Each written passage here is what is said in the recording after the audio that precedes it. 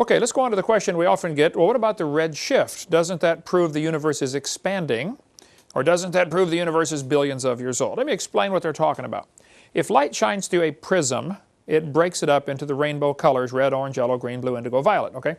Well, if you take starlight and shine it through a prism by putting a prism on the back of your telescope, you look at the star, the light comes through and it gets broken up into the same red, orange, yellow, green, blue, indigo, violet. And you can kind of tell what's burning because different things burn different colors, like copper burns green. And each element produces a distinctive color. And so they can kind of tell what's in the star and how it's burning by what color of light it produces. So you can learn a lot about the star from the light. However, as they look at the spectroscope, the colors it produces, there's little black lines in starlight indicating something's burning, a particular element's burning, but they're shifted toward the red.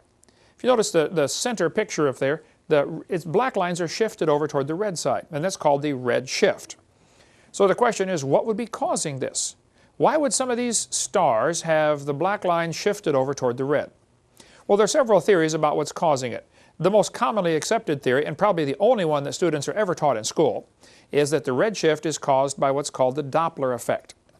If you've ever been waiting at the train tracks when a train is coming, as the train's coming toward you, it is squeezing the sound waves, and so the pitch goes up. And when the train leaves you, it is stretching the sound waves, and so the pitch drops, and it goes as it goes by. That's called the Doppler effect. Who cares? Well, this happens, okay, whether the sound is moving past you or you moving past the sound, it doesn't matter. You still get this Doppler effect, the change in pitch.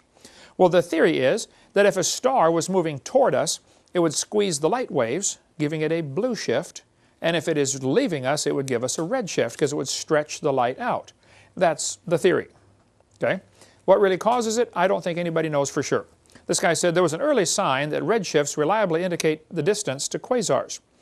For quasars, however, the diagram shows a wide scatter in apparent brightness at every redshift. In fact, there is little correlation of brightness to redshift at all. Either quasars come in an extremely wide range of intrinsic luminosities or, as most people believe, or their redshifts do not indicate distance. I don't think anybody knows for sure what's causing the redshift, but you certainly can't tell the distance to a star based on the redshift, and that's exactly what they try to do. They look at stars and say, oh, that one's redshifted more, that must be, 10.5 billion light years away instead of 10.2 or something. They make up an awful lot of imagination stuff over just a real little bit of science, in my opinion. This fellow said in Sky and Telescope magazine, thus, for us, the only conclusion that can be drawn is that at least some quasars are relatively nearby, and a large fraction of their redshift is due to something other than expansion of the universe.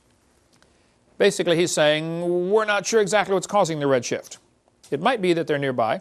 There's a good book you can get. I highly recommend this one called The Evolution Cruncher. It's a 900-page book, and it's like $5. He's got a whole section in here on page 52 about the evolution, about the red shift and the Doppler effect and what causes it. Got some really good stuff in these you can give out to every high school kid you know. But there's a good section in there about the red shift, what's causing it. This article says quasars with an enormous redshift was found embedded in a nearby spiral galaxy with a far lower redshift. Now, how can one star be inside of another star and they're giving you two different redshifts if this indicates distance? If they're the same, if a quasar is inside a galaxy, they should both give you the same redshift, both be the same distance away. But they admitted they found this quasar inside of a galaxy that had different redshifts, but yet they're obviously the same distance away. So they said, according to the standard Big Bang view of the universe, the objects we call quasars are generally supposed to be at the very edge of the visible universe. They're supposed to be superluminous black holes with 1 million or 100 million times more mass than our sun, surrounded by a disk of matter, or material. Some of the material falls into the black hole, causing the emission of huge amounts of energy. There's a big article when they discovered this discovery poses cosmic puzzle. Can a distant quasar live within a nearby galaxy? This really created a problem. How on earth can we have these two objects that are different distances at the same location? Well, it's not a problem if you realize that you can't trust the redshift to measure the distance. But they're so anxious to say the universe is billions of light years across, and it probably is, and then use that as evidence to say, therefore, it's billions of years old. And that's why this all becomes a problem for them. If they would just accept the Bible, it wouldn't be a problem at all. This article said, quasar with enormous redshift found embedded in nearby spiral galaxy with far lower redshift. Unsolvable riddle for Big Bang astronomy. I agree. If you believe the Big Bang theory, that is an unsolvable problem. Science News ran an article, said another set of observations indicates that the universe appears to be 8.4 to 10.6 billion years old. The new work relied on Hubble Space Telescope to obtain distance to faraway galaxies. The team led by Tanvir, the University of Cambridge in England, used a two-step method to estimate the Hubble constant. Now stop and think about that. How many of you have had algebra before? You had algebra? You have variables in your equation, okay? Well, if a variable times a constant, if one constant changes, that's going to change your whole answer. So most of this distance stuff they're doing with stars is based on what they call the Hubble constant. But they don't even know what that is. The Hubble constant is estimated. Well, that's going to radically affect your outcome of your equation. So is the universe 8.4 billion years old, or is it 10.6, or is it, when I debated Hugh Ross at Reasons to Believe, he said it's 17.42 billion years old. 17.42. How do you know that? Some textbooks say 18, some say 20, some say 12. The numbers range all over the scale. The fact is, they don't know. They're making up numbers, purely making them up. The article goes on to say you have to be very careful about drawing conclusions because of the Hubble constant. Measurements have huge systematic errors. I like this article, came out in Discover magazine a couple years ago. Astronomers believed the Veil, one of the best studied supernova remnants, was 2,500 light years away and 18,000 years old. They were quite wrong. In fact, the Veil is only 1,500 light years away and 5,000 years old. So here just 4 years ago, they're discovering they got radically wrong numbers. How do you know any of the numbers they're telling us are right? I think we should say, look, until somebody's proven the Bible wrong, I'm going to believe it. Instead of saying, well, the scientists are saying it's wrong, so therefore we must believe the scientists. Don't go along with that. Even the nearest Cephids, a Cephid variable, are so remote, it's difficult to determine their absolute distance with any great accuracy. All large distances in astronomical literature are subject to an error of perhaps 10% from this cause alone. There are lots of different things that can cause errors in these measurements. We talked about the triangulation, measuring with trigonometry. You got incredible errors built into that. The numbers are just so big. The distances are so large you can't do it. They say we know that faintness, that's how bright the star is, arises from two causes, distance and absorbing matter in space.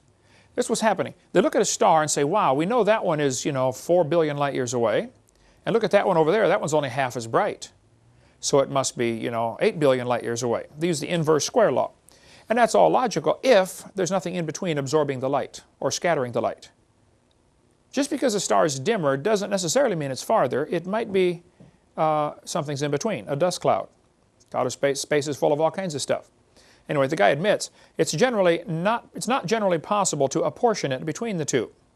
There's more about Halton Harp and what happened to him, the persecution that happened to him because he dared to question the redshift. All he did was expose the problems with it. He said, guys, that redshift has problems. Oh, well, then you're fired and you get out of here and don't you ever come back, till you repent. Because you just don't question some things. They're sacred. The Bible says in the book of Isaiah chapter 42 that God stretched out the heavens. Isaiah 45, He stretched out the heavens. Jeremiah, He stretched out the heavens. 17 times in the Bible it says God stretched out the heavens. Now what does that mean? Well, I would guess it means He stretched out the heavens. Okay? I don't know that anybody knows, but here's a couple of options of what may be causing this redshift. Keep in mind, the redshift is probably the only bit of scientific data that is used to support the Big Bang Theory. They look at the stars and say, wow, redshift, redshift, redshift, all these stars are moving away. What does that mean? Oh, that means they used to be all in one spot. So the evidence for the Big Bang is the redshift. And the Big Bang's got to be one of the dumbest theories in the history of humanity. Here's some things that might be causing the redshift. It could be the stretching from the creation. If the stars are moving away because they're being stretched out or were stretched out, that would cause a redshift. It could be the light's getting tired. I get tired. I don't know if light does or not. We know that light going through a prism bends because different wavelengths are different energy levels. That's why it makes the rainbow. Okay? Maybe it's just the effects of traveling through space. Is space really nothing? Or is there something in space? Is light going through anything when it goes through space? I don't know. I just one thought. Maybe it is the Doppler effect. Could be. Maybe it's light being slowed down or speeded up by a black hole. Robert Gentry's got a great article in his website, halos.com. If you want to read more about the redshift and the problems with it, get all the technical stuff. But when you talk about the stars, there's a good book here by Brian Young called The Stars, God's Word in the Sky. You can get it from our ministry, $10.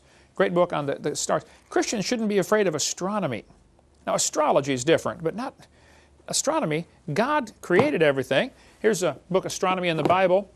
I don't know if this one's available from our website or not, but we can get it. Donald DeYoung. It is, Jonathan? Yeah, it's on our website. Awesome book, Astronomy and the Bible, if you want to read more. Because I think we should study astronomy, study what God has made. This book is a little controversial. D. James Kennedy, Coral Ridge Ministries, Coral Ridge Presbyterian Church in Fort Lauderdale, Florida.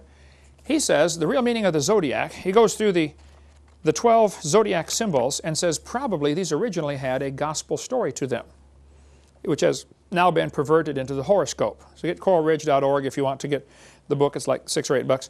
But the Bible does talk about the constellations. It talks about Pleiades and Orion in the book of Job, chapter 38, or Mazzaroth and Arcturus in Job 38. There are constellations mentioned in the Bible. Now, what does this mean?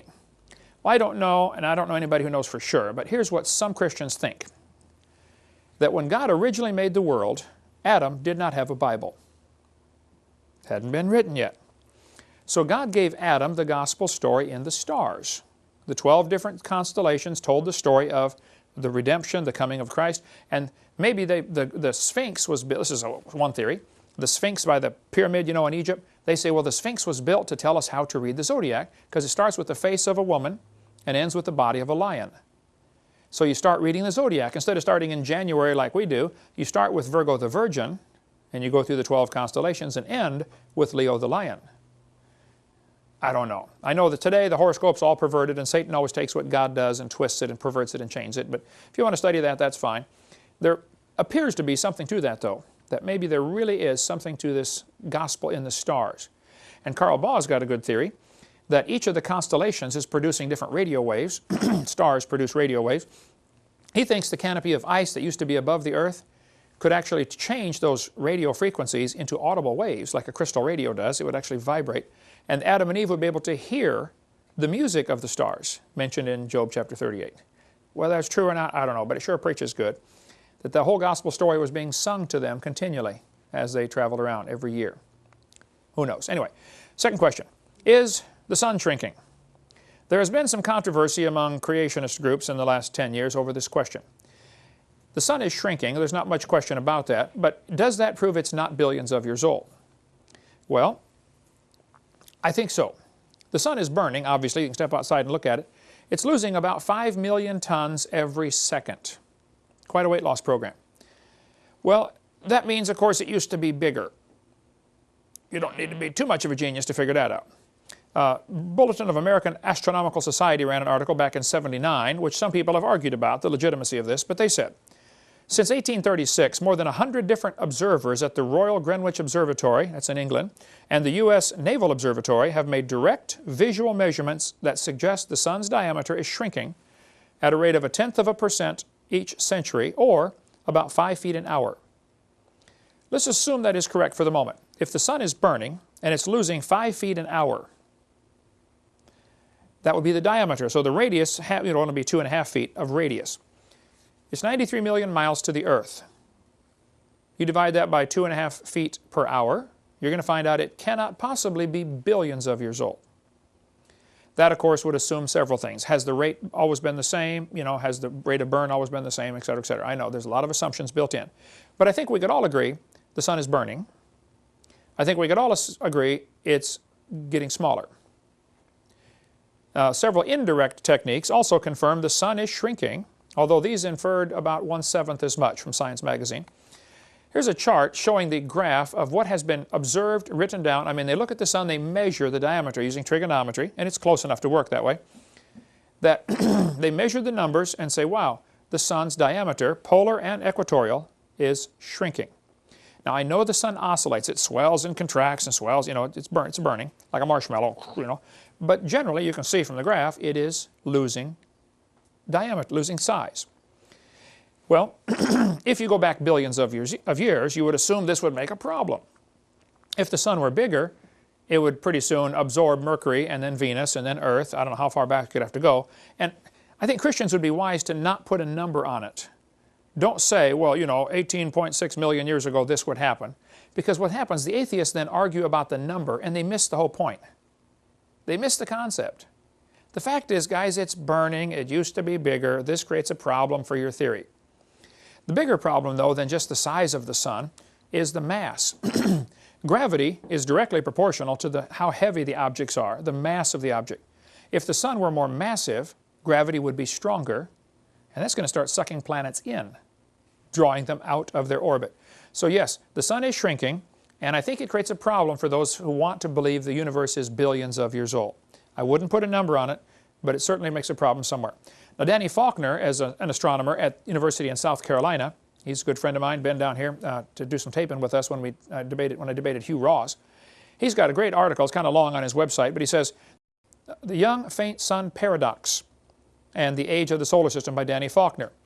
You can go to his website and read about that. But he says, because the sun, if you go back in time, would have been dimmer, this creates a problem. How can plants have survived with the changing brightness of the sun also? Evolutionists maintain that life appeared on the Earth about 3.8 billion years ago. Since then, the sun would have brightened 25%. Well, if the sun is 25% brighter now than it was then, how could plants have evolved? It goes through some good legitimate points here. The faint young sun paradox is a problem for those who believe in evolution. He says the logical conclusion he comes to is, it's not billions of years old. Of course, the other astronomers say, oh, that's not possible. Of course, it's billions of years old. Of course it is. They don't like that idea. Okay, what about carbon dating? I get asked this question all the time. Jonathan spent $70 to get this book, right? And the new one's out, and it's $80 now? $80. $80, okay. Radioisotopes in the Age of the Earth, the RATE project, R-A-T-E. I am sure not a world's expert on carbon dating, but I think I can explain things. I'm a teacher. I can explain it as best I can. That's what a teacher's supposed to do. Take the complex and explain it where the average person can get it. And say, since I operate about 4th grade level, I got to understand it myself first so I can explain it. Let me explain how carbon dating is supposed to work, and then tell you the serious problems with it. Carbon dating was not invented until 1949, in the last 60 years. So when they started telling the kids the Earth is billions of years old, back in 1830, they didn't tell them because of carbon dating. They'd never thought of carbon dating, never been heard of, okay? Why were they teaching the Earth is billions of years old 160 years ago? Well, because they needed billions of years to make their theory look good. That's why. I mean, if I told you a frog could turn into a prince if you kiss it, you'd all say, well, it's a fairy tale. But if I told you, hey kids, the frog can turn to the prince if you wait billions of years. Oh, maybe so. Now it becomes believable. No, it's still a fairy tale. It's a stupid idea. But the geologic column is where it all started. We covered that on video 4 and some more on video 6 about the geologic column. The Earth was divided up into layers, Cenozoic, Mesozoic, Paleozoic, Archeozoic. Each layer was assigned a name, an age, and an index fossil. We covered that on video 4. Then they said, now we have to prove these layers are old. So they picked the numbers out of the clear blue sky, and any dating technique that comes along, like carbon dating or any other, has to match the geologic column or it's rejected. Only because the geologic column's been taught for 180 years now. So surely it's true. No, just because it's been taught 180 years doesn't make it true. But that's the logic those scientists will have.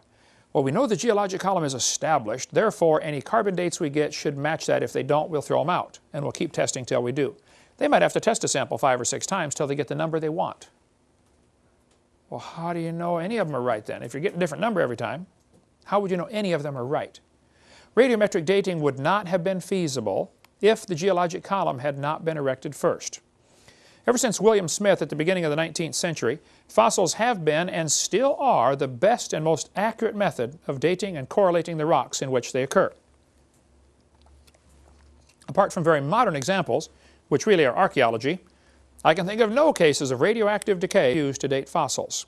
They don't date fossils by carbon dating, they date them by their geologic position. That's how it's done. But here's what happens. Earth's atmosphere is about 100 miles thick. Space shuttle, in order to get free from friction, has to get up about 100 miles to be able to outside the air. And, straight up, 100 miles is not that far from here to halfway to Tallahassee, But if you go up, look at the atmosphere, it has very distinct layers to it, which is kind of interesting. It has a heat sink where it gets very, very cold, up about 7 or 8 miles up, like 80 or 90 or 100 below zero. But the Earth's atmosphere contains mostly nitrogen, 78% nitrogen, 21% oxygen, a little bit of CO2, for plants to breathe. Well, these don't breathe it, they're fake, but plants breathe in carbon dioxide, and there's a very tiny little bit of radioactive carbon-14, 0.0000765%. This radioactive carbon-14 is different than regular carbon. It's produced by radiation striking the sun, striking the atmosphere. Sunlight strikes the atmosphere, slaps the nitrogen around, and turns it into carbon-14.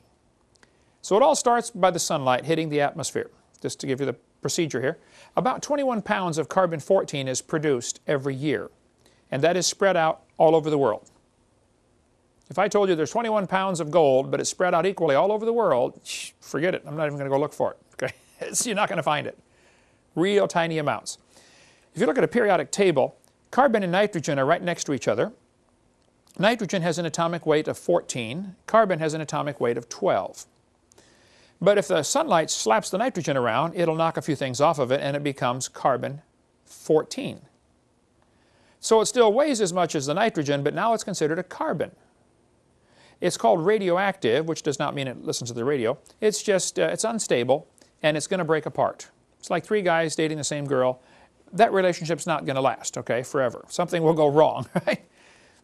Find the one you want, Jonathan, and just marry her and be happy the rest of your life, right? Carbon-14 is unstable. It does not like being carbon-14. It wants to get out of this situation, so it breaks down. About half of it will break down on a statistical average. About half of it is going to fall apart every 5,700 years. Now, it is doing this on a purely random procedure. I mean, you got a pile of molecules. You never know which one's going to fall apart. But statistics tell us about half of them will fall apart every 5,700 years, roughly. Now, while it is carbon-14, it's floating around in the atmosphere, like the rest of the carbon, and it latches onto oxygen, like carbon often does, and becomes carbon dioxide. And they hook up, and they're happily floating around the atmosphere. And the plants are breathing in CO2. Animals come along and eat the plants. So the only way carbon-14 gets into the living world is from the atmosphere. It's produced by the sun, striking the atmosphere. Plants breathe it in, animals eat the plants. Probably during your lifetime, you've either eaten plants or you've eaten animals that have eaten plants. How many have ever done that before? Like today for lunch, right? Okay. Everything we do is from one of those two sources. It's plants or it's animals that ate plants. Well, the plants are absorbing CO2. Some of it is radioactive. So if the atmosphere contains 0.0000765%, it is assumed that the plants also have 0.0000765%. Probably a reasonable assumption, and I don't argue with them. I just point out this is one of dozens of assumptions that can enter in to really mess up things like carbon dating. So probably you have 0.0000765% carbon in you, because you've been eating these plants or you've been eating the animals that have eaten the plants. So probably it's all balanced in nature. When the plant or animal dies, it stops eating, stops taking in more C14, it stops breathing. Okay? Now whatever it had is going to decay. It was decaying while it was alive, but now there's nothing to replace it. So what they do is they compare the amount of C14 in the fossil with the amount in the atmosphere and say, wow, this fossil's only got half as much. Therefore, it's been dead for one half-life, 5,700 years. Because it continues to decay after it died, but now it can't be replaced. So while it was alive, it should have had about 0.0000765%. If it's only got 0.0003825%, it's been dead for one half-life, or two half-lives, or three half-lives, etc. In theory, it never goes to zero. But for practical purposes, you can't measure beyond a certain amount. You know, you're going to run out of stuff to measure. It goes from a half to a fourth to an eighth to a 16th to not enough to measure. A great article came out from Institute for Creation Research. They're the ones that did the RATE project, ICR.org. They said, with their short 5,700-year half-life, no carbon-14 atoms should exist in any carbon older than 250,000 years. They should all be gone. Yet it's proven impossible to find any natural source of carbon below the Ice Age that does not contain significant amounts of carbon-14. Even though such strata are supposed to be millions or billions of years old, conventional carbon-14 laboratories have been aware of this anomaly since the early 80s and have striven to eliminate it and are unable to account for it.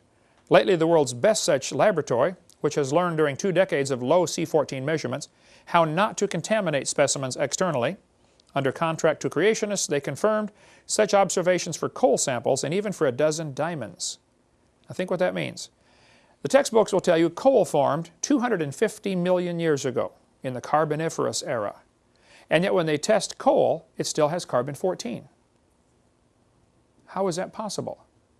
If all the carbon-14 atoms would have disappeared in, say, 30, 40, 50,000 years, why would there still be carbon-14 atoms in coal? I got an idea. It's not 250,000 years old. Ooh, boy, they don't like that answer. They'll keep searching until they find another answer because they don't like that one for sure. And diamonds, which they say, formed millions and millions of years ago, they still have carbon-14 in them. And it's not possible to contaminate one of those things. I mean, that's the hardest substance we have. So how do you get carbon-14 in diamonds? And when did diamonds form? Well, I'm not sure when they formed. I know Superman makes them in a few minutes. Take a piece of coal, squeeze it, he's got a diamond to give to, what's their name, but olive oil.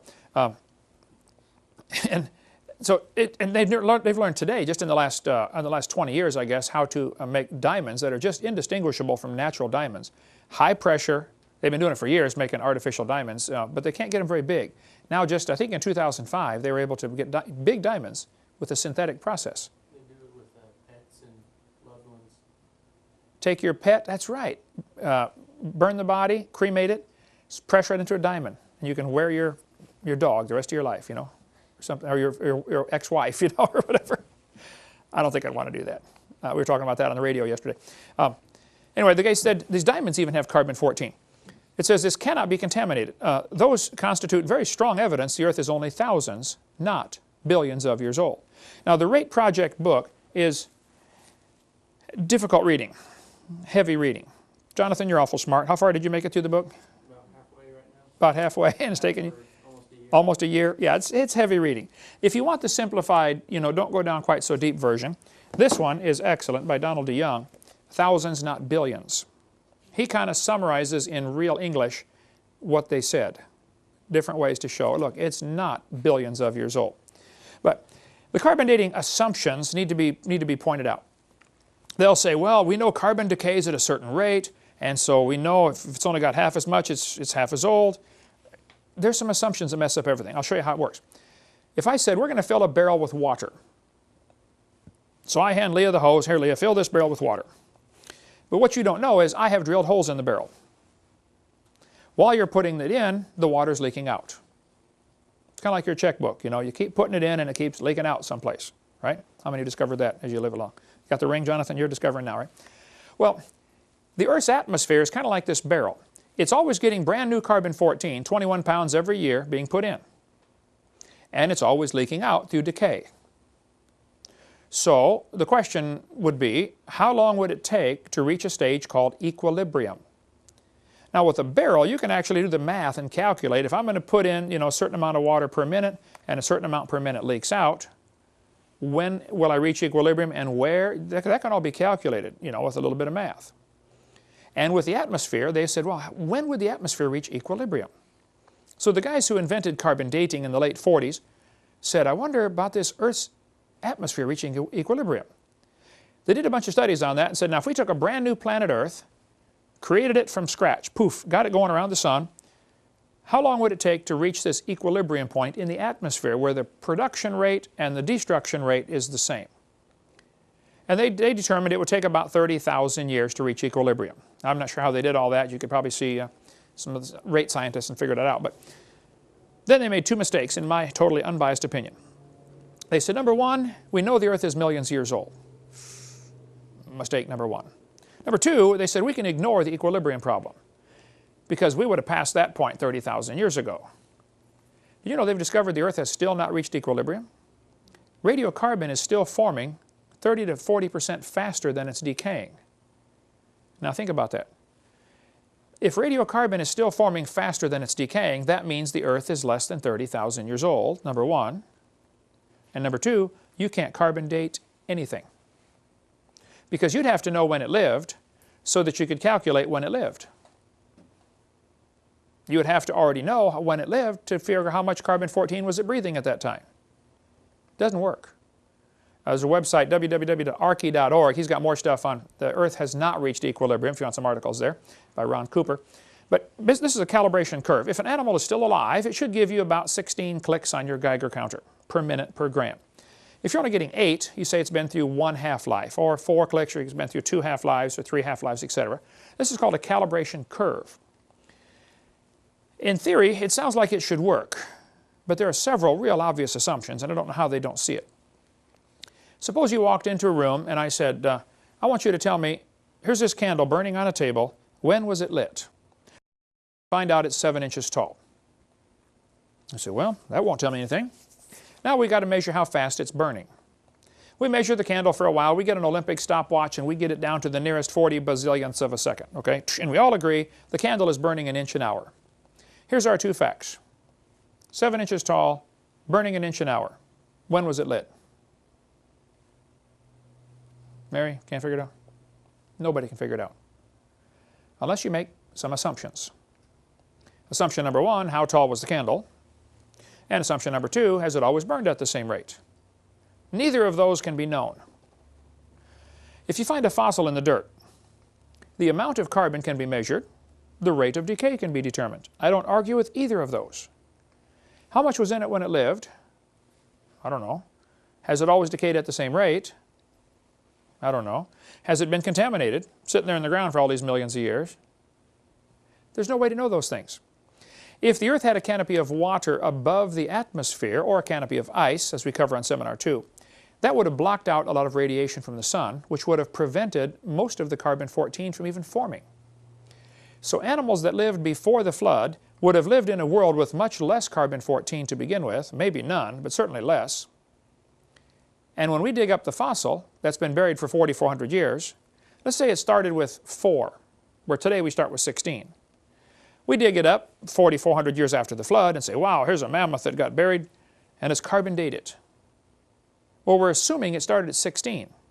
When we test it and find it's got 2, we're going to say, oh, it's been through 4 half-lives, when it's actually only been through 1 half-life. Which is why it never works. When they first invented carbon dating, 1949, Willard Libby, they did some testing and they said, the lower leg of a mammoth was 15,000 years old, but the skin was 21,000. How can 2 parts of the same animal be different ages? Quite obviously, we know one of the numbers is wrong. So how would you know either of them are right? And if either one's right, how would you know which one? I see no way to tell. Well, let's see if it's getting better. 14 years later, they tested a living mollusk, a clam, and it was 2,300 years old. Still alive. In 1970, at the Nobel Symposium, they said, if a carbon date supports our theories, we put it in the main text. If it does not entirely contradict them, we put it in a footnote. If it's completely out of date, we just drop it. You mean they can pick and choose any numbers they want? Exactly correct. If the number doesn't fit what they expected, they throw the number out. 1971, freshly killed seal was 1,300 years old when they carbon dated it. Troubles with carbon dating are undeniably deep and serious. Despite 35 years of technological refinement and better understanding, the underlying assumptions have been strongly challenged and warnings are out that radiocarbon dating may soon find itself in a crisis situation. Continuing use of the method depends on a fix-it-as-we-go approach, allowing for contamination here, fractionation there, and calibration wherever possible. It should be no surprise then that fully half the dates are rejected. Did you follow that? Out of thousands of carbon dates that have been carbon dating times that they've done it, half of the numbers are thrown out. How do they know they're wrong? And also, how would you know the other half is right? If half your test results have to be thrown out, it ought to raise red flags in somebody's brain. Wait a minute. This is stupid. What are we doing? We're wasting our time here. And the article goes on to say, the wonder is, surely, that the remaining half have come to be accepted. No matter how useful it is, the radiocarbon method is still not capable of yielding accurate and reliable results. There are gross discrepancies, the chronology is uneven and relative, and the accepted dates are actually selected dates. This whole blessed thing is nothing but 13th century alchemy. And I agree. That's 1981. I've got all these in chronological order. It never gets better. 1984, living snails carbon dated 27,000 years old. 1992, 2 mammoths found side by side. They carbon date them. One is 22,000, the other is 16,000. Which one's right? Or are both of them wrong? Or are both of them right? There is no possible way to tell.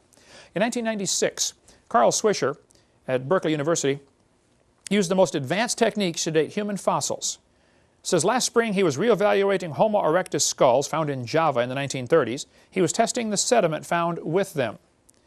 The species was supposed to be extinct for 250,000 years. Swisher used two different dating methods. He kept making the same startling find. The bones were 53,000 years at most, and possibly no more than 27,000. Well, I'd like to point out two things here. He's looking for 250,000 as his answer, but he keeps getting 53 to 27,000, okay, which is only 1/4 of what he wants, 1/5 of what he wants, okay? But he's still getting a 96% error. I mean, is it 27,000 or 53,000? This is not an exact science. So when they publish an article in the paper and say, we found a dinosaur bone or a mammoth bone, and it was, 17,221 years old in 6 months and 3 days. Right, come on. You don't know that. They're making up this stuff, just absolutely making it up.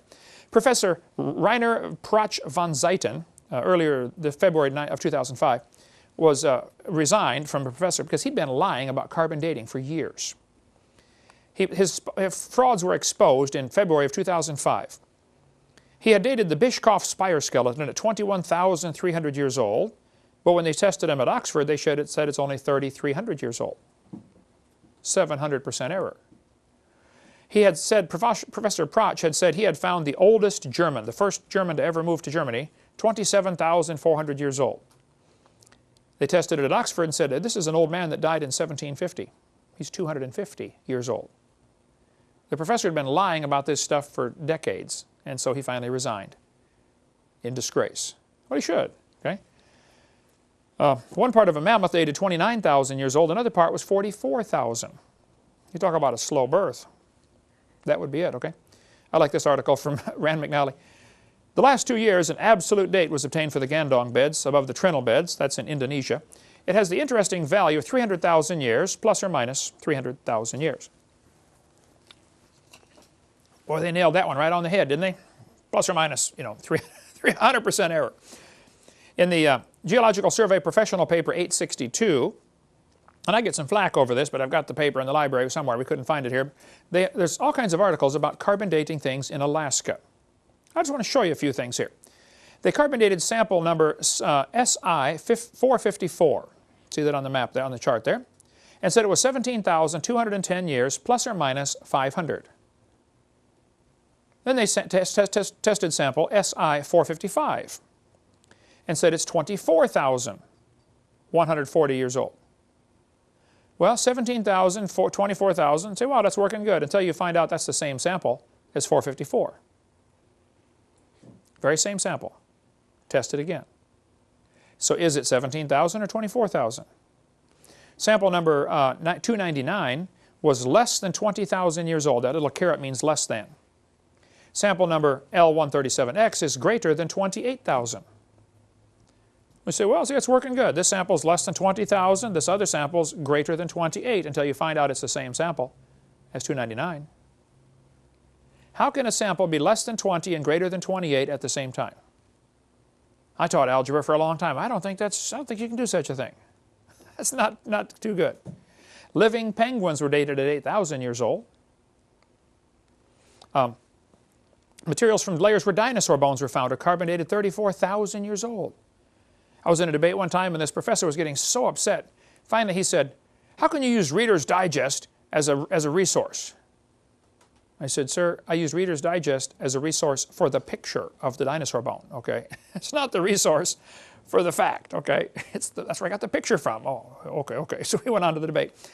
But yes, dinosaurs ought to date, 70 million years old. A Russian scientist dated dinosaur bones at less than 30,000 years old. Hugh Miller from Columbus, Ohio, took in 4 dinosaur bone samples and said, would you carbon date these? And they charge like $600 to carbon date something. They carbon dated them and said they're less than 20,000 years old. He said, oh, by the way, these are dinosaur bones. They said, oh, well, then they're not 20,000. We've got to test them again.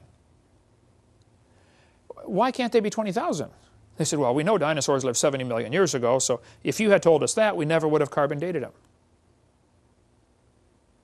One friend of mine died here several years ago, but he was doing a lot of archaeological work, And he dug down in this well and he found layers of burned wood, which is good to carbon date because obviously, you know, it had carbon in it. And he put them in a baggie, sample number A, from such and such a layer. How many feet down? He labeled it A. Dug down 10 more feet, hit another layer of burned wood. A city had been destroyed, or 20 feet, whatever it was. He labeled it sample B. He took them in to have them carbon dated. Paid them the $600. They said sample A is, I forget, 3,000 years old and this one's 4,000 years old. He waited 6 months, switched the labels, took them back in, same laboratory, said, I want you to carbon date these samples. Now, sample B, the lower one, is in the top bag. Just switch the labels, and they give them the same results, 3,000 and 4,000. It doesn't work. It's never worked. Here's things to consider about carbon dating. When the sample of, you date a sample of known age, it doesn't work. If you date a sample of unknown age, it is assumed to work. That's not science, okay? As things decay, they produce helium. This helium, the amount of helium in the atmosphere is only enough to account for a few thousand or few million years, not billions of years. There's a book called The Mythology of Modern Dating Methods by ICR, if you want to read stuff on that. They do a lot of testing on this. They're probably the experts in the creation community. This guy said the rocks do date the fossils, but the fossils date the rocks more accurately. That's ludicrous, okay? And it all based on circular reasoning. They've known that for centuries. We'll cover more on that on video 4. I talked to James P. Dawson. He's going to be on our radio program tonight, actually, Jonathan. He's supposed to call in. James Dawson was one of the guys working on dating the moon rocks. They brought back moon rocks, gave them to his laboratory, and said, how old is the moon rock? He took specimen number 10017, divided it into 6 pieces, and tested it many, many times. How old is it? They got numbers ranging from 2.5 billion to 4.6 billion. That's a 500% error, or 100% error. I talked to him back in '99, and he's in Oklahoma. There's his phone number. He was Chief of Engineering and Operations for the Lunar and Earth Science Division of the Manned Spacecraft Center in NASA in Houston. He worked on lunar samples, including the Genesis rock. He told me they found ages from 10,000 years to several billion in the same rock. His website, jpdawson.com. How can one rock be 10,000 years old and several billion years old at the same time? Something is wrong, okay? The book Bones of Contention has a great chapter at the end called The Dating Game, showing how that they will just change the dates whenever necessary. If it doesn't fit the theory, oh, let's test it again until it fits the theory. See, the theory is important. The facts are not. Evolution, as I've said many times, is a carefully protected state religion. And that's all it is. What about potassium-argon dating? Does that work? Actually, the numbers are bigger, but the problems and assumptions are exactly the same, and you can demonstrate it doesn't work. Potassium decays very slowly. This chart shows the different elements and their half-life. Carbon has a half-life around 5,700 years, but potassium, it takes 1.3 billion years with a B for half of that to disappear. Very slowly decays. By the way, I would like to point out, Your Honor, just for, appeal, that all of the dating methods are based on the decay of an element. Uranium decays to lead. Potassium decays to argon. They're all moving down the periodic table, not up. All going down. Just point out, keep that in mind in case we need to appeal this case, okay? 80% of the potassium in a small sample of iron meteorite can be removed by distilled water in 4.5 hours. Well, if you can take out 80% of it in 4.5 hours, how can you trust any dates you're going to obtain by that? Canadian Journal of Earth Science ran an article and said, in conventional interpretation of potassium-argon age, it's common to discard ages which are substantially too high or too low compared to the rest of the group, or with other available data such as the geologic time scale. There it is. If you test a sample and its number's too high or too low or doesn't match the geologic column, it gets thrown out. Well, then why are you wasting your time and money testing it? You already know how old you'd like it to be. Give it a number. Pick a number. It's dumb. The KBS tuff, a tuff is a layer of ash or lava, or generally ash that has been packed and turned into rock. It's called tuff, T-U-F-F.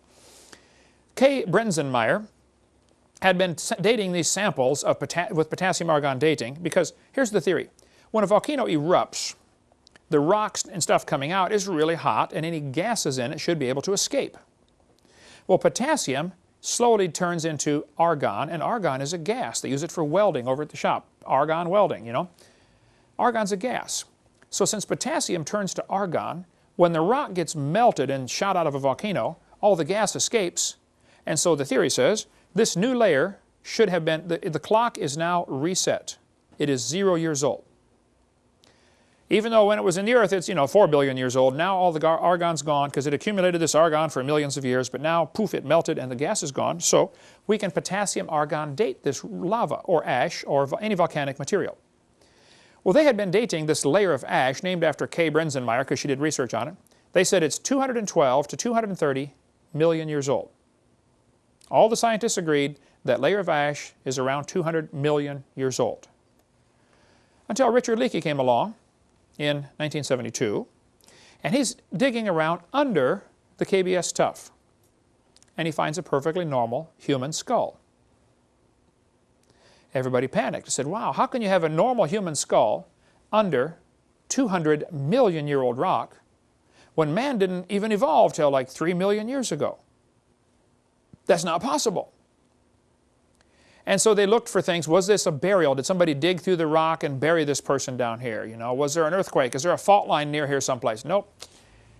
All we can conclude is there's a normal human skull under 200 million year old rock. So what do you conclude?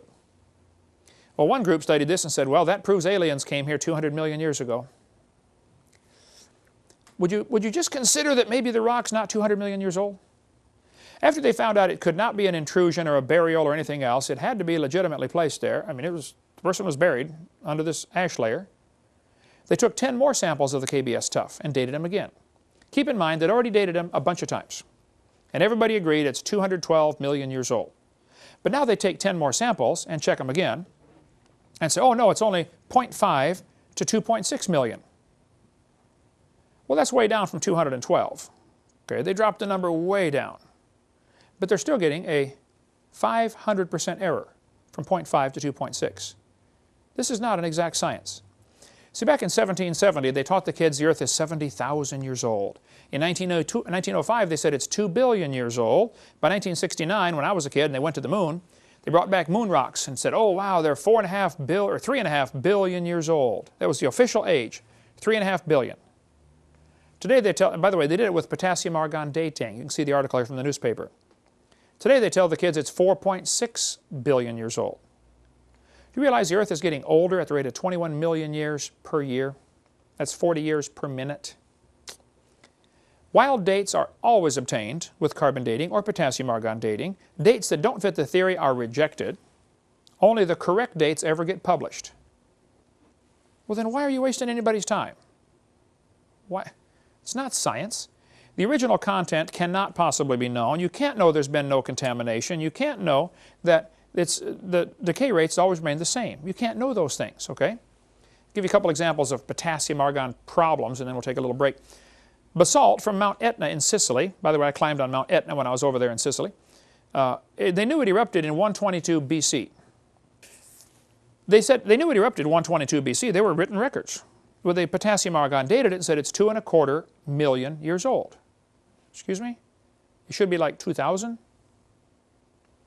When they tested lava from a Hawaiian volcano, they knew it erupted in 1801. The people watched it happen. That's the lava flow that covered our village, 1801. It gave an age of 1.6 million years old. That's in 1968. Let's see if it gets better. Basalt from a volcano in Hawaii erupted in 1959. When they tested it, it gave an age of 8.5 million years old. Another volcano in Mount Etna from the 1964 eruption gave an age of 700,000. The 72 eruption gave an age of 350,000. It was erupting when I was over there in 2002, I believe. I don't remember. Lava from Mount St. Helens was tested, which my sister lives just 60 miles from there. They tested the lava from Mount St. Helens, brand new lava coming out of the volcano. Grab a sample. How old is it? They tested it 5 different ways and got 5 different numbers. All the way from 350,000 to 2.8 billion. Notice, all 5 numbers are different, number 1, and all 5 numbers are wrong, number 2. They're wrong. It doesn't work. So again, when you test a sample of known age, it's assumed to work, and if you test a sample of unknown age, it is, we know it doesn't work when you know the age, but when you don't know the age, well then they say it works. So it just doesn't work. And I'm tired of them using our tax dollars to call that science. That is not science. That's pure imagination. There's a whole bunch more in the book, Evolution Cruncher, if you want more on that, or in the RATE project book, Radioactive Isotopes and the Age of the Earth, if you want more. Or there's a whole lot of good stuff in Walt Brown's book, In the Beginning. He's a PhD in physics, Air Force Academy professor for years in Colorado. Got great stuff in here. I differ with him on a couple of little things. Of course, I differ with probably everybody on a couple of things. The only one right on everything, of course, is me. But we're trying to get them all converted. Take a 5-minute break, and we'll come back and talk about, have fresh dinosaur bones been found?